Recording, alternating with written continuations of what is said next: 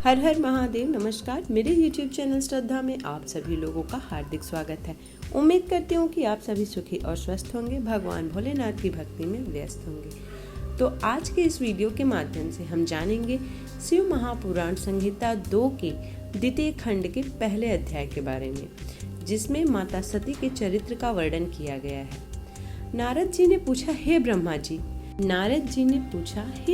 जी, आपके श्रीमुख से मंगलकारी व अमृतमय शिव कथा सुनकर मुझ में अनेक विषय में और अधिक जानने की लालसा उत्पन्न हो गई है। अतः भगवान शिव के बारे में मुझे बताइए। विश्व की सृष्टि करने वाले हे ब्रह्मा जी, मैं सती के विषय में भी जानना चाहता हूँ। सदाशिव योगी होते हुए एक स्त्री के साथ विवाह करके गृहस्थ कैसे हो गए? उन्होंने विवाह करने का विचार कैसे आया? जो पहले दक्ष की कन्या थी, फिर हिमालय की कन्या हुई, वे सती पार्वती किस प्रकार शंकर जी को प्राप्त हुई? पार्वती जी ने किस प्रकार घोर तपस्या की और कैसे उनका विवाह हुआ? कामदेव को भस्म कर देने वाले भगवान शिव के आधे शरीर में वे किस प्रकार स्थान पा सके? उनका अर्धनारीश्वर रूप क्या है? हे प्रभु, आप ही मेरे इन प्रश्नों का उत्तर दे सकते हैं। आप ही मेरे संशयों का निवारण कर सकते हैं। ब्रह्मा जी ने कहा, हे नारद, देवी सती और भगवान शिव का शुभ यश परम पावन, दिव्य और गोपनीय है। उसके रहस्य को वे ही समझते हैं। सर्वप्रथम तुम्हारी प्रार्थना पर मैं सती के चरित्र को बताता हूँ। पहले मेरे एक कन्या पैदा हुई, जिसे देखकर मैं काम पीड़ित हो गया। तब रुद्र ने धर्म का स्मरण करते हुए मुझे बहुत धिक्कारा। फिर वे अपने निवास कैलाश पर्वत को चले गए। उन्हें मैंने समझाने की कोशिश की, परंतु मेरे सभी प्रयत्न निष्फल हो गए। तब मैंने शिव जी की आराधना की। शिव जी ने मुझे बहुत समझाया, परंतु मैंने हठ नहीं छोड़ा और फिर रुद्रदेव को मोहित करने के लिए शक्ति का उपयोग करने लगा। मेरे पुत्र दक्ष के यहाँ सती का जन्म हुआ। वह दक्ष सुता उमा नाम से उत्पन्न होकर कठिन तप करके रुद्र की स्त्री हुई। रुद्र ने गृहस्थ आश्रम में सुखपूर्वक समय व्यतीत किया। उधर शिव जी की माया से दक्ष को घमंड हो गया और वह महादेव जी की निंदा करने लगा। दक्ष ने एक विशाल यज्ञ का आयोजन किया। उस यज्ञ में दक्ष ने मुझे, विष्णु जी के सभी देवी देवताओं और ऋषि मुनियों को निमंत्रण दिया, परंतु महादेव शिव जी को अपने पुत्री सती को उस विशाल यज्ञ का निमंत्रण नहीं दिया। सती को जब इस बात की जानकारी मिली तो उन्होंने शिव चरणों में वंदना कर उनसे दक्ष यज्ञ में जाने की इच्छा प्रकट की।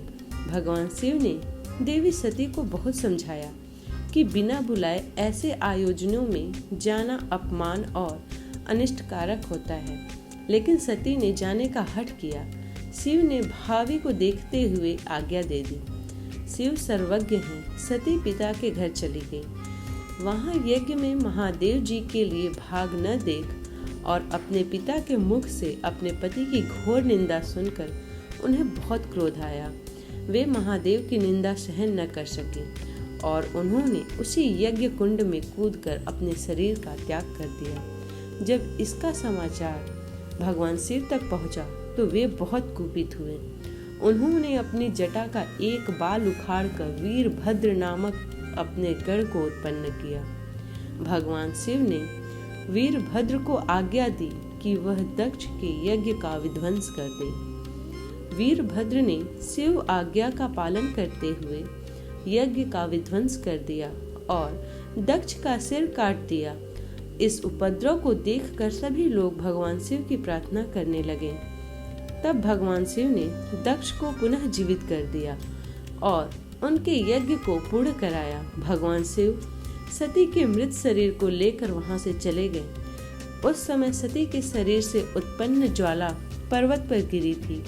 वही पर्वत आज भी ज्वालामुखी के नाम से पूजित है। आज भी उसके दर्शन से मनोकामनाएं पूरी होती हैं। वही सती दूसरे जन्म में हिमाचल के घर में पुत्री रूप में प्रकट हुई, जिनका नाम पार्वती था। उन्होंने कठोर तप द्वारा पुनः महादेव शिव को अपने पति के रूप में प्राप्त कर लिया।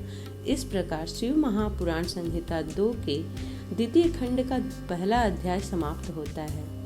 इसके आगे बढ़ते हुए दूसरे अध्याय में शिव पार्वती चरित्र के बारे में बताया गया है, जिसमें सूत जी बोले, हे ऋषियों, ब्रह्मा जी के ये वचन सुनकर नारद जी पुनः पूछने लगे, हे ब्रह्मा जी, मैं सती और शंकर जी के परम पवित्र व दिव्य चरित्र को पुनः सुनना चाहता हूँ कि सती की उत्पत्ति कैसे हुई और महादेव जी का मन विवाह करने के लिए कैसे तैयार हुआ।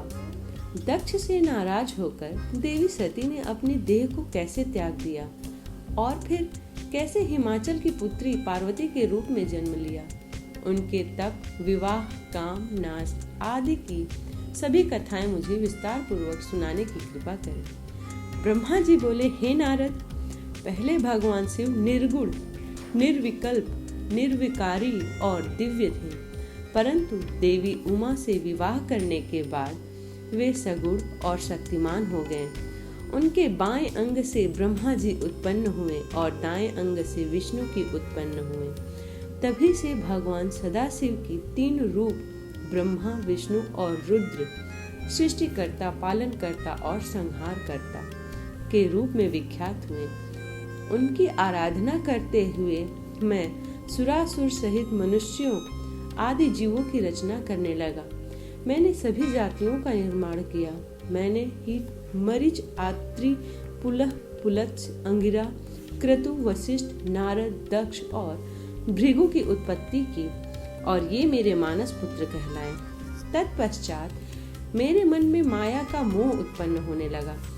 तब मेरे हृदय से अत्यंत मनोहारी और सुंदर रूप वाली नारी प्रकट हुई। उसका नाम संध्या था। वह दिन में क्षीण होती, परंतु रात में उसका रूप, सौंदर्य और निखर जाता। वह सायं संध्या ही थी। संध्या निरंतर मंत्र का जप करती थी। उनके सौंदर्य से ऋषि मुनियों का मन भी भ्रमित हो जाता था। इसी प्रकार मेरे मन से एक मनोहर रूप वाला पुरुष भी प्रकट हुआ।